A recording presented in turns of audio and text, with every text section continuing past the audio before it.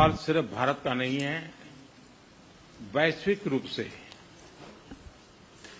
हम इस मत के हैं कि गैर कानूनी तरीके से जो लोग दूसरे देशों में होते हैं उनको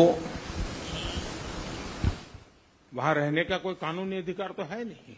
हमने हमेशा कहा है कि जो वेरीफाइड होगा, कि जो सच्चे अर्थ में भारत का ही नागरिक होगा, वो अगर अमेरिका में गैर कानूनी तरीके से रहता है तो उसको वापस लेने के लिए भारत तैयार है। ह्यूमन ट्रैफिकिंग में जुड़े हुए पूरे इकोसिस्टम पर हमने वार करना चाहिए। अमेरिका और भारत मिल करके हमारी कोशिश है और हमारी कोशिश रहनी चाहिए। Prime Minister, the US is giving a lot of push to curb illegal immigration, and India has been cooperating on this issue.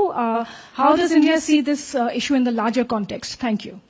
सवाल सिर्फ भारत का नहीं है, वैश्विक रूप से हम इस मत के हैं कि गैर कानूनी तरीके से जो लोग दूसरे देशों में होते हैं उनको वहां रहने का कोई कानूनी अधिकार तो है नहीं। जहां तक भारत और अमेरिका का सवाल है, हमने हमेशा कहा है कि जो वेरीफाइड होगा, कि जो सच्चे अर्थ में भारत का ही नागरिक होगा, वो अगर अमेरिका में गैर कानूनी तरीके से रहता है तो उसको वापस लेने के लिए भारत तैयार है। लेकिन बात हमारे लिए वहां से रुकती नहीं है। ये सामान्य परिवारों के बच्चे होते हैं, उनको बड़े बड़े सपने दिखाए जाते हैं और उनको ज्यादातर ऐसे होते हैं उनको गुमराह करके लाया जाता है। और इसलिए ये ह्यूमन ट्रैफिकिंग में जुड़े हुए पूरे इकोसिस्टम पर हमने वार करना चाहिए।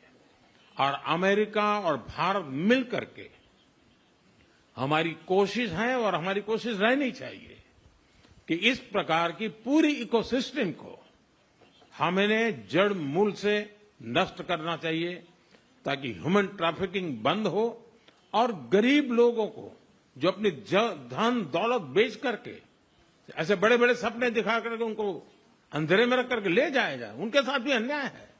और इसलिए हमारी बड़ी लड़ाई उस पूरे इकोसिस्टम के खिलाफ है और मुझे विश्वास है कि राष्ट्रपति ट्रंप भी इस इकोसिस्टम को खत्म करने में भारत का पूरा सहयोग करेंगे।